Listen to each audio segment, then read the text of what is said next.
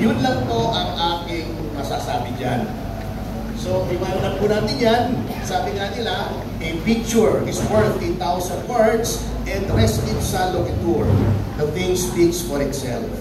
So, para hindi na po kayong matagalan, kasi medyo late na po, nahihiya naman kasi, sorry to keep you waiting. Kasi akala namin mag-e-end na yung kabila to give our friends naman an opportunity. But it's okay, you are here. Yung kay Cassie Leong po, kung nasubaybayan niyo po yung last Wednesday, Cassie Leong had a breakdown. Her blood pressure plummeted down to 80/40. Kaya minarapat na po ng House Medical Director na siya po ay tignan at nung tinignan siya, sinabi kailangan padala agad sa ospital to arrest her medical condition. At para sa akin po, may mga comments ganito ganon, but you have to remember that since she was apprehended in Indonesia, Miss Cassandra Leong has been subjected to a lot of psychological and mental torment and torture. Unang-una po, again, I would like to repeat, doon po sa NBI custody ay iginalang po lahat ng kanyang rights. Pati kanyang right to counsel, lahat ng kanyang political rights under the Constitution. Again, I would like to thank Director Jimmy Santiago for that. Alam po niya yan kasi abogado siya, dating judge, alam niya at ginalang po niya talaga ang lahat ng karapatan ni Miss Cassie Leong sa right to counsel. The same cannot be said for the House, and I would like to denounce this. Unang-una po, nire-restrict nila yung pagpunta ng counsel. Alam niyo po, kahit akusado ng isang krimen, at hindi pa naman akusado ng kahit anong krimen, si Miss Cassandra Leong, meaning to say, wala pa pong napafile na kaso in court, even an accused may be visited by counsel anytime of the day and night. Exempted po ang abogado sa visitation hours kasi because of the nature of the work of a lawyer. Eto po sa House ay hindi po ginalang yung principle na yan. Nung isang beses, pumunta si Atty. Lumangaya, no? And hindi po siya pinapasok. Ako mismo, binidyo ko. Pumunta ako, niloko pa po ako ng House. Nagawa po ako ng request for courtesy. Sapagkat karapatan po ng isang abogadong dumalaw. Ang karapatan po ay hindi minamalimos. Yan ay pinaglalaban. Pero out of courtesy, out of respect to the House, sumulat ako. Eto, may receipt tayo, di ba? Oo. Sabi ko, dadalaw po ako ng linggo sa aking kliyente. Si Atty. Andrada ang nagbigay. Sinabi po doon sa House, hindi pwede ng linggo. Kasi wala kaming dalaw sa linggo. So, ang ginawa ko po, wala na naman tayo para mag-send ng letter kasi weekend na, yung letter na sinabi kong dadalaw ako sa linggo ay sinendong Friday. Dumalaw ako ng Sabado invoking the right of the counsel to visit the client under detention at any time. Hindi po ako pinapasok. Ang sabi pa naman sa akin, ito this is very deceptive on the part of the House. Hindi ko sinasabi yung committee, but certain House personnel. Sabi niyo po kasi sa linggo kayo dadalaw, kaya hindi kayo pwedeng dumalaw ngayon. Hindi ba, panlilin lang yun? Sinabi niyo sa akin, hindi pwede ng linggo, kaya pumunta ako ng Sabado. Pagkatapos, pagdating ng Sabado, sasabihin niyo, ang paalam ko, linggo. Pangalawa, hindi ko kailangan ng paalam ninyo.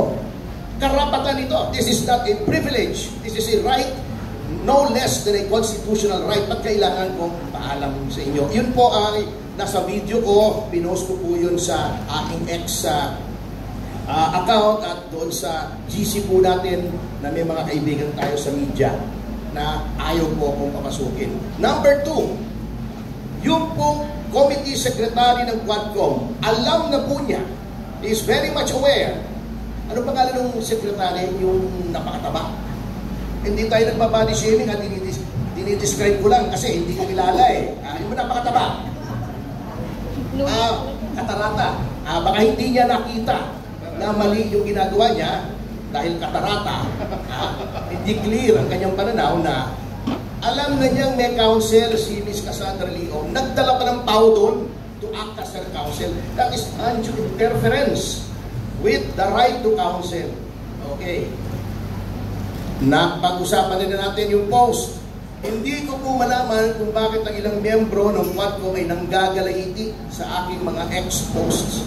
At parang binabalaan pa tayo na mali daw yun na nagpo-post ako tungkol sa kanila. Hindi po ba meron tayong libro dito sa ating bansa? Manipis na libro lamang yon. Ang tawag doon ay Saligang Batas. At kung ikaw ay pupunta sa article rin noon, nakalagay, may freedom of expression. In fact, nakalagay doon, no law shall be passed abridging the freedom of expression or of the press or of the right of the people to peaceably assemble or to petition the government for a redress of grievances. Kung ang buong Kongreso ay hindi pwede na magpasa ng batas na pumipigil sa freedom of expression, what makes 2 or 3 members of the House think that they should curtail my freedom? That they should talk against me doon pa sa halls of Congress, taking me to task for exercising my constitutional right. Bakit sila ma-offend? Di ba sabi na ng Korte Suprema? Public officials should not be on your skin. 2 kaso sinabi yan ng Korte Suprema. Sabi ng ating civil code, pronouncements of the pronouncements of the Supreme Court are part of the law of the land. Mambabatas ka. When you took your oath of office, you swore to uphold and protect the laws, the Constitution and the laws of the Republic. Bakit ayaw mong sundin yung batas na huwag kang magbalat sibuyas? Diba? Kayo ay mambabatas, hindi kayo ang batas at hindi nyo nga pwedeng magpasa ng batas na pumipigil sa freedom of expression. Why are you trying to intimidate me by exercising my freedom of expression outside the halls of the House? Kung doon ko sila binastos, pakulong nila ako. Kung minura-mura ko sila noon, pakulong nila ako. But outside of the House, what business have they in taking me to task for exercising my freedom of expression? Kung ganyan yung mga yan, if they're coming after me, they may be coming after you later. Akala yata nila silang batas. And then, eto ba every person has the right to counsel. 2 beses kong na-violate siya ng House. Unang-una, nung unang session, kailan ba yun? Yung unang lumabas si Ms. Cassie Leo, noong ayaw nila akong palapitin sa aking kliyente just because they cannot get the answers that they want. Sabi po nila, ako daw ang sumasagot, tinuturuan ko daw yung kliyente ko. Siyempre, yun ang role ng counsel. Tingnan po nila yung sarili nilang rules. The counsel should advise the client. Ako sinasabi nilang ini-invoke daw yung right to remain silent upon my advice. Siyempre, abogado ako, ina-advise ko siya. The right to be silent is in the Constitution. Yun po ang hindi na-address. Noong diniscuss nila, kasi 2 po in-invoke namin, the right against self-incrimination and the right to remain silent. Yung right against self-incrimination, tama po naman si Congresswoman Lulistro. You invoke that whenever a self-incriminatory question is asked. Tama siya. I agree with her. Magaling naman si Congressman Lulistro, lalo na pag may binabasa. Magaling siya. Anyway, yung right to remain silent, absolute po yun. Hindi mo pwedeng pwersahin, takutin, ibuli, ibambuse, lokohin ang isang tao na magsalita regarding the commission of a crime. Ngayon, inuulit ko, we concede, if you refuse to testify in a legislative inquiry, pwede kang ikulong. Sinasabi na nga po natin, ikulong nyo na because we are invoking our right to remain silent. Absolute po yun. Ayoko magsalita, ikulong ko ako, ganun talaga. Pareho yun ng ang karapatan ng isang tao sa mamamayan, meron ding power ang legislature. Hindi po tayo magtatalo doon. Ngunit for you to isolate the counsel against your own rules, bago, para matakot yung witness, magsalita, sabihin yung gusto mong sabihin, foul po yun. Number 2, yung last hearing po, wala ako kasi nasa Davao po ako. Dumalaw ako sa compound ng Indo in preparation for the Senate hearing na naganap kahapon yata. So I was there Wednesday and Thursday. Nagsalita si Congressman Fernandez na ano-ano, na very unseemly for a public official. Kaya yung wag daw sundin yung abogado niya, kasi gusto lang magtagal yung kaso para makuha lahat ng pera niya. At tama ba yun? Kayong magtanong sa sarili nyo. Tama ba yun for any person, especially a public official, para gawin mo yun?